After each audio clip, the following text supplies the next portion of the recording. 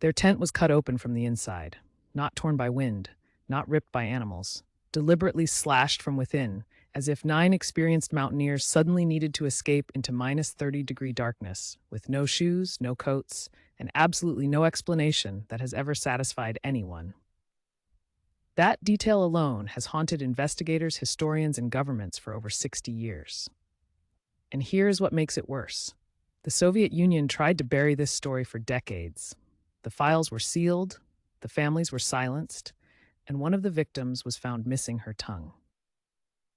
Welcome to the most disturbing unsolved mystery in mountaineering history. It is February of 1959. A group of 10 experienced hikers, led by 23-year-old Igor Dyatlov, sets out to complete a Category 3 expedition through the northern Ural Mountains in what is now Russia. Category 3 was the highest difficulty rating given to Soviet mountaineering routes. These were not beginners. Every single member of the group had extensive wilderness training. They knew cold. They knew survival. They were exactly the kind of people who do not panic. One hiker, Yuri Yudin, turned back early due to illness. That decision almost certainly saved his life.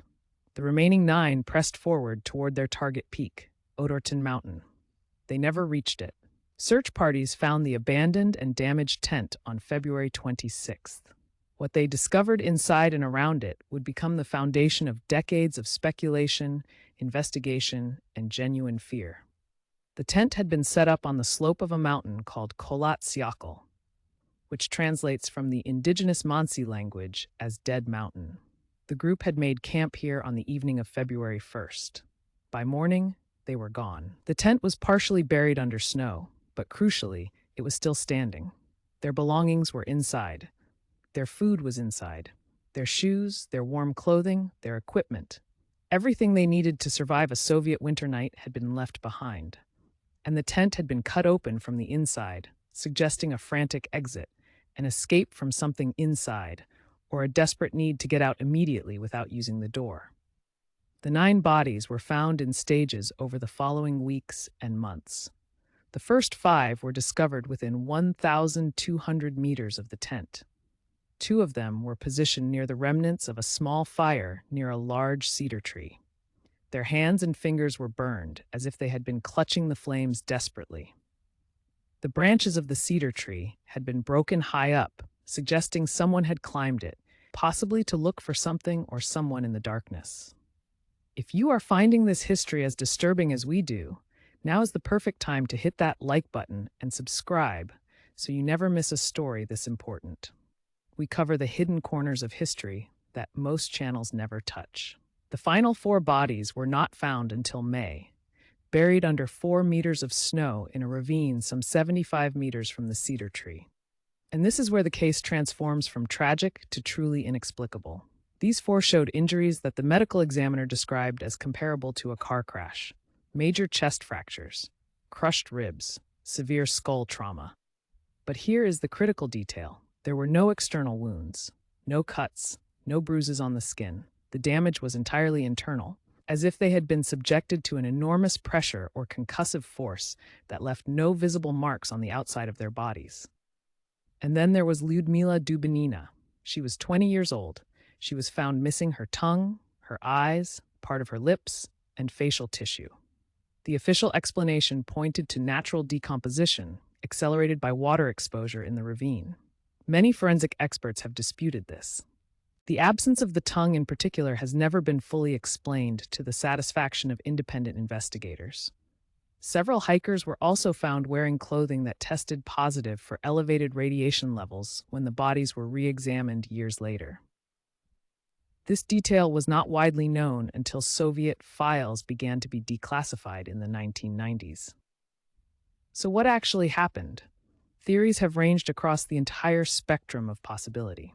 An avalanche was the long-favored Soviet explanation, though the slope angle where the tent was positioned is generally considered too shallow for spontaneous avalanche formation, and the tent structure was not consistent with being buried. Some researchers have proposed a military weapons test, pointing to the internal injuries, the radiation, and the heavy Soviet secrecy surrounding the case. Others have suggested infrasound, a natural acoustic phenomenon produced by wind passing over mountain ridges, which can cause severe panic, disorientation, and even hallucinations in humans at certain frequencies. In 2019, Russian prosecutors officially reopened the investigation and concluded that an avalanche or slab of snow was responsible. The international mountaineering and forensic communities received this conclusion with significant skepticism. The missing tongue, the radiation, the internal injuries without external trauma, and the deliberate cutting of the tent from inside have never been fully reconciled with this explanation. What we do know with certainty is this: 9 skilled, experienced, and prepared human beings died in extraordinary terror on a Soviet mountainside on a night in early February 1959. They fled their tent in the dark with no shoes and no coats. Some climbed trees. Some crawled toward a ravine. Some tried to build a fire with their bare, burning hands. And not one of them ever told anyone what they were running from. The Soviet government sealed the files for 30 years. The families of the victims were told to stop asking questions.